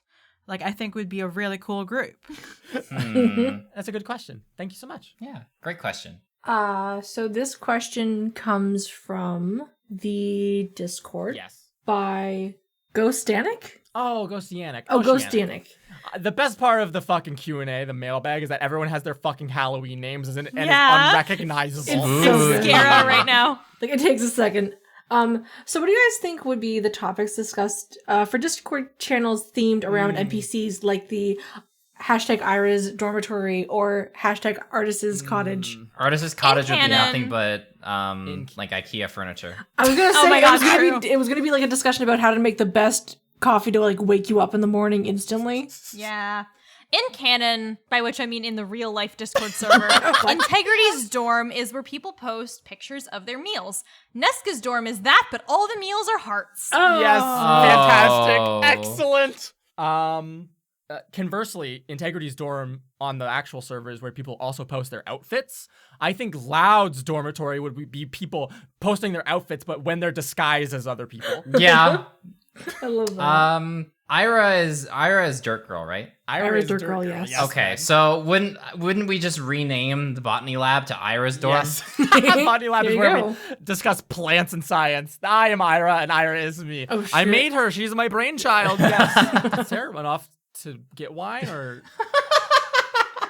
So, thank you for that question. I'm going next. It's my turn. Yeah, go. This is a question on the Discord server from Rotjonk. I love this question. Have you ever thought about publishing a Wildcliff campaign setting? Is this something you'd like to do? And if so, would it be a Luke solo project, or would the players play a role in this as well? I have thought of this, so I'm not going to read the rest of the question. I've thought of this. I started writing some shit when when we were like, I was writing like naming conventions in general, like culture briefs for like the Patreon NPCs. And I sent it to Ben, and Ben said, bro, this is too much, calm down. So I stopped working on that. But in the back of my head, I very much want to, I don't know, I think that we need. I've thought about making like a big formal and getting like a commissioned like world map just for like the sake of having it, right? A nice complete like final like cool looking thing. The idea of having like a campaign setting or something to do with that, of like Agia and Wildcliff.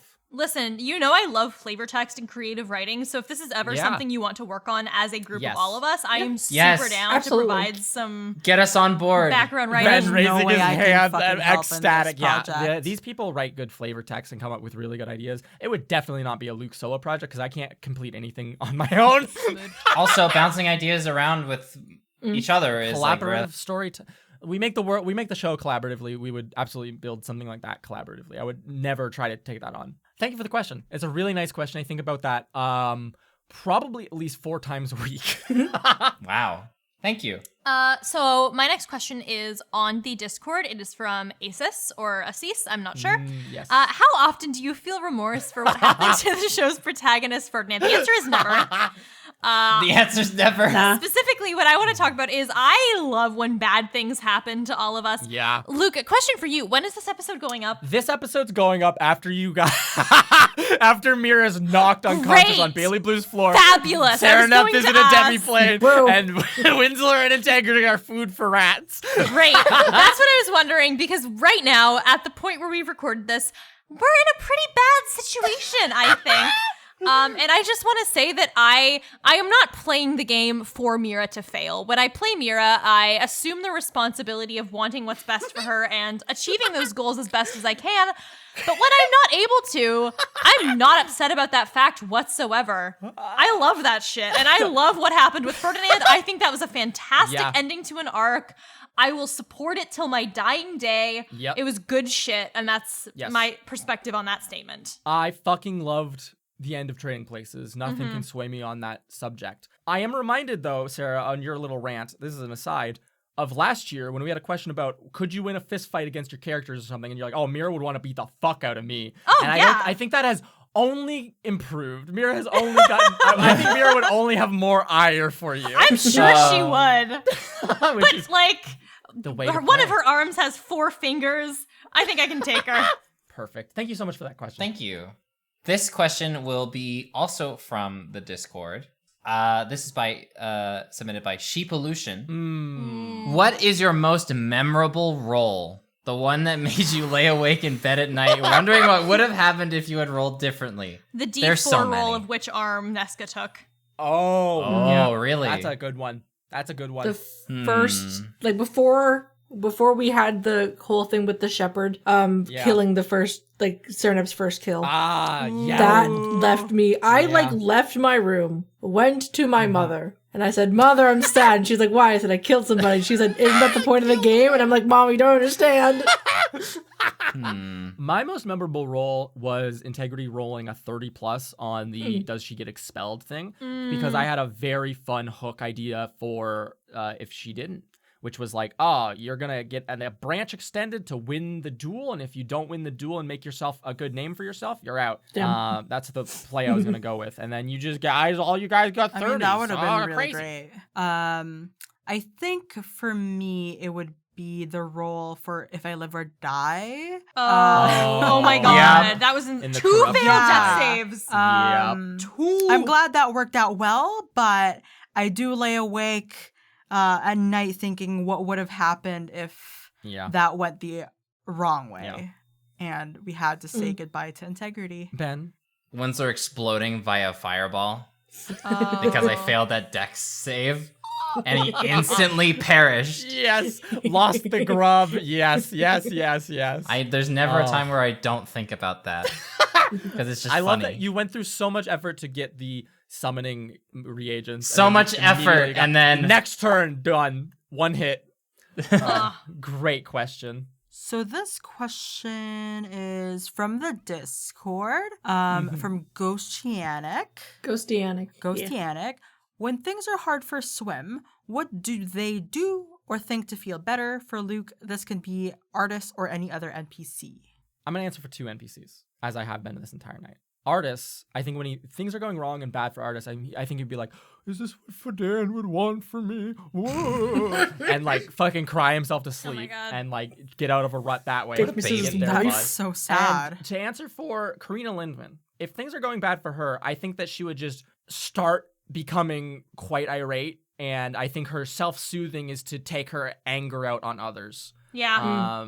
That's Yes, the healthy way. Core Use- irate. Use magic, yell at people, whatever it takes. She's also never done anything wrong in her life, so. No, absolutely not. I think Mira comforts herself by occupying herself, which I think is part of why one of the earliest things we know about her is that she tries to involve herself in every single club and extracurricular as possible. I think this is one of the things actually that she said to Artis during the scene where everything happened, Nebulosis, they went to the underworld. Artis asked how everyone was doing, and Mira said, "I'm keeping busy." And I Yeah. think that is how she soothes herself in a nutshell. Windsor typically cries it out. Oh. He cries it out Windsor. until he probably falls asleep. Yeah. I think that Serenep will try and spend time, like, I don't know, maybe in the dining hall or like in the library, and before going back to her room and just kind of snuggling up with Virgil. Yeah, being in a public place. Yeah. How does Integrity self-soothe? I think that Integrity exhausts herself to the point that she cannot think about it. Like, I think going for a run, like intense running, intense, like Physical exhaustion. yeah, Mm-hmm. so that she doesn't have to think about anything. She can just come home and sleep and wake up tired and then get going again. Yeah, I think that makes sense. I don't- Perfect. I don't know Thank if you for that's that question. Thank you. Sam. This question is from Patreon from Tess. Ooh. Everyone's favorite TNT girl boss. Nesca. Nesca! Nesca. Nesca! I love her so Alternatively, much. Did nothing wrong. Ferdinand. Yeah, she's pretty good too. Yeah. Ferdinand's real good. She's up there. I have a ranking. If you're not on the Discord server, I wrote like a BuzzFeed article style girl boss ranking. Nesca was number Forgot one. what he Ferdinand does. was number two. Then we have Adeline, then Joan, then Alla, then Terrasis, then Celti, then Ocean. Girl boss ranking. Nesca comes out number one every fucking time, but then it's Ferdinand. Yeah. Damn right. Celti, obvious. Oh. The actual winner of the Witch Girl Boss Off is Celti. I get that. Yeah. Technically the winner. Carla. Integrity. There you go. Hell yeah, good for her. Iconic. Best based answer. Perfect. Thank you so much for that question. Amazing. Discord users, Bart/Andreas, I combined your questions here because you asked pretty similar ones. For everyone, if you could personally visit one place in Aegea or the planet Isithil, where would you go? I don't know. What do you mean you don't I- know? Or the other version of this question is, where would you like to revisit if you could? Oh, Nebulosus. Yeah. I think where would you personally go to visit? Yeah. I don't know. Like, I think just because I grew up in the woods, I would like to go to the plane of Isithil. Like, I would find obviously I would find like a safe place, but just like spend time there, maybe like draw a bit, bring some tea with me. It would be good. Loft of Elders will be majestic. Yeah. That's very true as well. Dang. Especially when it's not terrible death winter because all the elders are gone. And all the animals. Okay, no, Yes. I want to change my answer. I want to go to specifically like the animal section of because I want to just hang out with all of them. Love that. Nebulosus, I think. Okay, yeah. Go back and see how terrible everything Yeah, is. what kind of travesty did we leave it in The for real? apocalyptic scenario. Yeah. Sarah very aggressively, give me a kiss. It's important. Sarah grabbing pizza, screaming about the girl boss ranking, and then demanding kisses is just feral energy, frankly. And there's also a bonus question here. What was your favorite bonus episode to play/record? Tales from the Oh. Loop. Easy. I had so much fun. I love that system. Yeah. It's Yeah. fantastic. I love it. It was so fun. I really enjoyed the first Wander Home that we did. Yeah. That was like, and like even though I had to like re-record a portion of that thing, Yes. like I still I forgot really about enjoyed that. That was the most I think I've ever crunched in my life because we recorded it and then we had to get it out 36 hours later. I for was Sarah's birthday. shocked that you released that on time. I did not think Yeah. you could do it. No offense. I think I jumped I get onto the that. microphone like immediately after you were like, "Hey, by the way," I was like, "Yeah, okay, Yeah. bye." Yeah. Let me get this That was to like you, crazy please. person shit.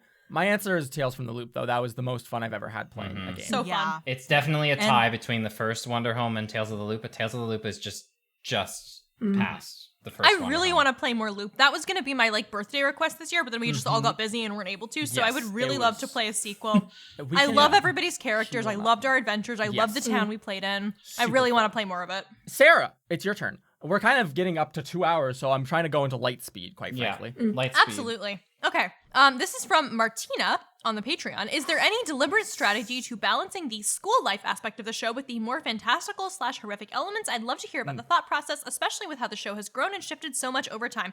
This feels like a question for Luke, but I'm curious about the answer as well. So the school life aspect versus like the horrific elements, that's a very good, very difficult balance, especially for me as a person who just loves to continue shoving more shit onto it. When I'm in the mood, like when I'm in the mindset of doing more of the horror elements that like permeate throughout the show, it's kind of difficult to stop that hardtail and switch over. And then doing like the school life stuff for a bit too long, like we saw in Autumn's End, that went on for too long, is very draining to me because it's like so reliant on me having a ton of stuff prepared. So the balance is like, it's really difficult, and I don't have a particularly good way of balancing it, quite frankly. I just hope to hell that the pacing and the kind of like narrative structure where we start an arc and it's a bit of like school stuff and then we move on to stuff, or it'll be like a away from school arc, so then when we come back we can get a lot more time and it won't feel as like overbearing or boring getting through it, because it's been a while since we've been here. I hope that answers your question. Thank you so much for asking it. Thank you. This one's a Sam-specific question, actually. Ooh, yes. From Josie. Virgil keeps growing and growing and will start to eat more and more. but he is still cute and nice to the party. How many villages / cities / planes may Virgil eat before Sereneth will step in? I'll never I stop am him. also very interested. I will never stop him. Okay. He's my beautiful Wonderful. baby, and I love him. Not gonna stop? All right. He's going to chomp Mailb4g herself. Good. And she's going to show up at the very end of Virgil. But no, hear me out. Virgil becomes God, and then I'm the keeper of God, and it's sick. Oh, shit. Wait, if Virgil is God, you are no longer his keeper. He is beyond. He's grown past the needs of a mother, a parent, an owner. I would still be there to give him snacks. Great question, Carla. Lovely. So this is from Hugo P on Discord. Which wildlife character would you unceremoniously have to start playing if Swim happened to collectively trip and fall off the cliff? Oh, we talked about this. Yeah, we already answered this one. did? Yeah. Kurt or Angelica. Well then, okay, Chadley Grace then. What's something your character has done recently that they would never have done in universe years ago? Read her girlfriend's mind. Oh my gosh. Imagine pure Mira from episode 1 doing that shit. Fucking crazy. Stepping up at the dinner, at the lunch, and in the gardens, and fucking pulling everybody aside to have a conversation. And then she would just sat there very awkwardly and been like, vanished. "What do I do?" Getting rolled Let them over. die. Yeah. Yeah. Probably break into Isithil on his own. Oh, Ooh. interesting. Yeah. I mean, Winsler cried during one of the first episodes at the thought of lying. It's true. And then immediately had a taste of power and fucking He's loved a it. very different character now than when I first created him. Yeah, he's Southern. I guess like if we're comparing ourselves to like our first couple of episodes, Integrity being a weird ass, putting herself out there Yeah. Sure. is definitely not who she was. Ooh, so in the first couple of mysterious. episodes. Yeah, I feel like right now Integrity has everything, like her heart on her sleeve with Yeah. some secrets, but definitely not hiding in the shadows anymore. It's a good one. I just noticed one that I didn't notice earlier when I was picking questions. This is from Octobird on Discord. If you could make one currently non-canon ship canon, which canon would you choose? Which ship would you choose? And we already know my answer is Miranepth. My answer would be, this is one that I don't think anyone's ever discussed. Adeline and Alma. Imagine if they were in school at the same time, dated, had a shit. fucking terrible burnt, they just burnt the bridge, and now Adeline's like, I'll fucking kill you, you asshole. Listen, that scene where both of them were like having that argument and then Adeline was about to kill Alma before Mira interjected. I feel like all of those scenes are greatly improved by like deep romantic If they- tension that yes. underlies. Listen, I am a slut for the drama around exes. Okay, imagine Alma and Adeline were together. Alma, of course, all of her partners die, and Adeline fucking dies, then goes be's a lich. It's written Hell right yeah. there. It's perfect. This is a pretty fucking basic bitch answer, but this became a popular kind of meme on the Discord server, and I do kind of want to see the implications of it, is Ira x Karina. They're in the same study group. I love this idea of Karina, this person who has always had to really work for everything she has, never expected to be the heir. Suddenly, her sister, who has been filled with a vat of natural talent, comes to school, fucking squanders it. Now suddenly, I burped. Now suddenly Karina is expected to be this representative of her family, which she has to fucking fight and scrap for. She comes off as very intense and rude because she has to be in this system. And then she falls in love with a commoner. And what the fuck does she do with that? Does she conceal it? Yes, of course. How does she handle it? How do both of them handle it? I want to see that story. I love it. I want to meet the parent situation where they are already in a relationship, and I was just like, I don't want to be like your secret anymore. And the end of the whole thing of however long the trip is Karina being like, hey parents, fuck you, I'm in love with this person, and we're leaving. Bye. I ship no one. Damn. I respect Okay. that. Totally. Ben, is there one that you have on your sleeve? Part of me envisions an alternate universe where, like, it's the same sort of situation that I think you said, where it was just like, if so-and-so were in the same year at Wildcliff and they were students, this is what it would be. That's kind of like me, but I could see that with, what's her name? Charlotte? I can't remember. Describe them. When are they from? They're the head Zara? of the zoology department. Oh, head of the zoology department. Ah, I think you you're are in just talking about- bestiology. You're talking about Dessa Trubeard. Dessa, yes. She's Dessa, an independent researcher. Dessa yes. and Fenwick. Ooh. I think Oh. Dessa has innate natural chemistry with all the other mentors other than Yexum. It's Like, 'cause there's she's just hot. something there. I Yeah, think she's just I hot. think they fucking muscular, scarred Yeah. up. so annoyed at each other's Yeah. presence, but they can't stand to be with anyone else That's good Aw. but That's each the other. good shit. I love when relationships are toxic. Not in real life, obviously. That's I love it in what my the fiction, heck? though. Red flag? Oh, it needs to be said. It needs to be said. Oh, I missed it. The obvious one. Ineska and Terrassus. Yes! yes, of course. yeah. I love some toxic love. I love some exes. Hashtag great event horizon. You have not begun to see the horrors of their love. I like that good tagline. It is now my turn, Yeah. I believe. Yeah. This is a question from Discord from Sheepolution. Luke, this is for me. Can you tell us about the very first moments the idea of starting a podcast popped into your head? What D&D podcast were you listening to at the time? What inspired you? And how long have you been contemplating doing boy. this before finally deciding to go for it? Here we go. I had the idea for about a year to be like, I like podcasts a lot. I should do one. But then I was like, I have nothing to do, so I'm not going to do one, right? I'm not going to make a fucking podcast where I talk about jack fucking shit. So I didn't do anything, right? Despite loving the medium. I then was abandoned by my roommate, Ben. For a fall reading week. I survived on donuts, homemade, pancakes, and a lot of cookies. I lost my mind. I was playing a bunch of Assassin's Creed 4 and listening to the podcast Dames and Dragons, which is a 10 out of 10. Go fucking listen to it. They are all the funniest people on the planet. But the really unique thing about that podcast is like they are just friends and they were having such a goofy, lighthearted, fun time and telling a great story at that. And I was like, I want to do this with my friends. I want to do this with my friends because I was already like, I want to run another campaign. I'm kind of like sad that I'm not running something. So then I was like, I'm gonna run Wildcliff and all of these fuckers.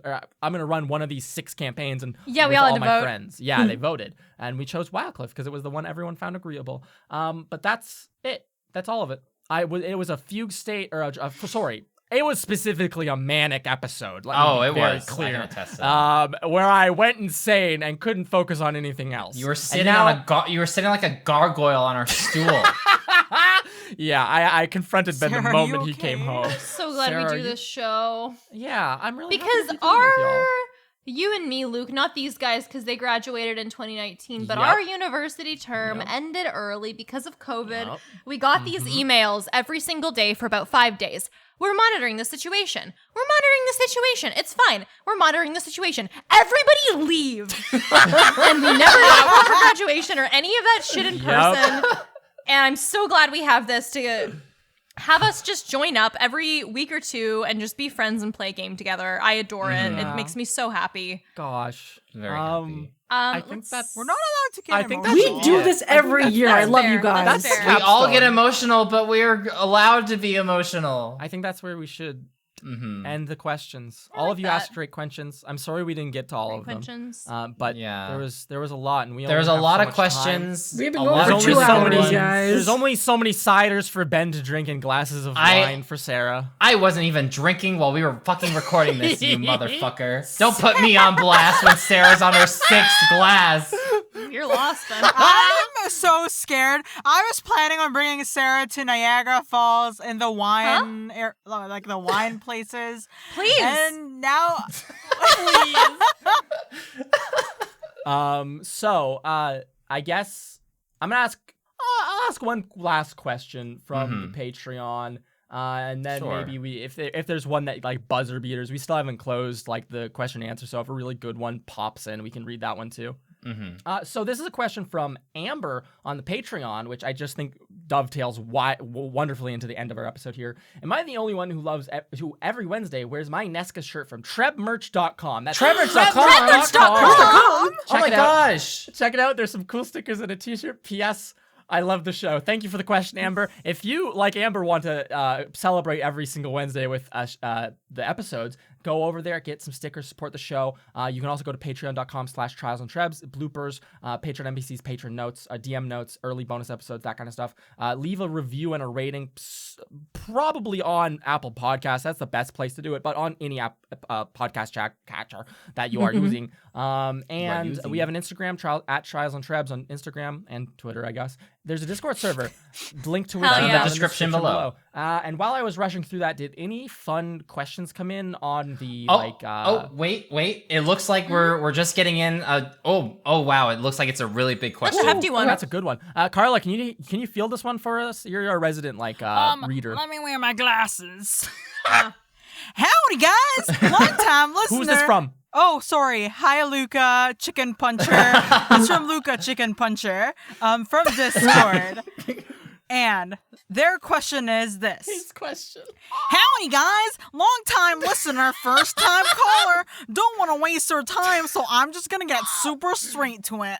So, That is Luca's voice. when I first started listening all the way back in 2019, the cast was an Isethel. More specifically, Pitter. During the Pitter Patter arc, right, where they went there on a field trip, the gang shot Yum, then fought Corca, right? Then afterwards, I can't really remember much, but then they're back at the school and it's food for thought. And I think it's the arc with the Ublex and Bailey, and they're in the sewers. I always thought it was interesting that you used an Ublex for that arc. It's an interesting monster. D&D has really cool monsters. Things are blurry again, but I think the next arc is Whiteout, where they go to Nightmare with Sylvie, and then there are dwarf ghosts under the hot springs. I always thought Lightmere was a unique setting because it showed off so much of Bright Sun culture. Anyways, I know there's a lot of stuff, but then the next arc I can't remember really well is the one that's like the board game, the one with the detectives and all that scandal in academia. It was cool. Academia, as Luca spelled it. Academia. Academia. It was cool seeing a whole team together, and then Mira and Delnas. Actually, I think I like trading places the most. Seeing Isethel again was, like, very fun. Actually, I do think that it would have been cool to see the mole people, and that I know that there was a cool card game.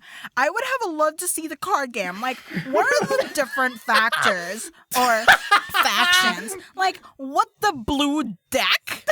What's the annoying class? Anyway, that's not my question. I was just wondering where the trebuchets are. It's in the name, right? So why is it not in the show? You guys aren't fucking liars, right? You wouldn't lie like that.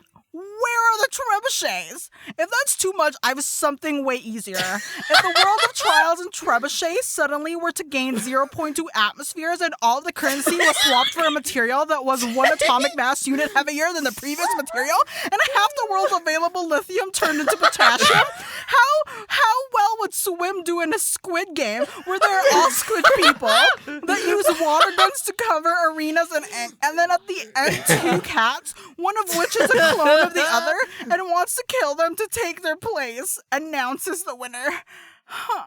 So I think they do pretty good in that, right? Yeah, I think they would do fine. I didn't know thanks how for to the answer question, that Luca. question, so I plugged it into a GPT bot, and it said, I'm not sure where the trebuchets are, but I imagine they'd be pretty difficult to use in a Squid Game. I imagine that the clone cat would have a significant advantage in such a game, as it would be able to replicate the movements of the other cat exactly. And, of course, water guns would be no match for the ink-squirting capabilities of a squid. So overall, I imagine that Simwim would not do very well in such a game. And, of course, the presence of Well, 2 there you cats go. would You make can't- it even can't more argue with difficult. And, of course, the fact that one of those cats is a clone makes it even more difficult. Plus, the fact that the clone cat Oh wants my to kill gosh. Swim makes it even more difficult. In the event, I imagine that Swim would not do very well in such a game. Fantastic answer. Thank you so much, Amazing. Luca, for getting that one in. And a buzzer beater. Hey, I really love playing this game with you and making the show with you. Here's to another year. Here's another Cheers year. to another year. I hope you enjoyed this. Bye, everyone. Bye. Thank you all, everybody. Bye. Have a great evening. Enjoy Weenie Hollow. Sayonara.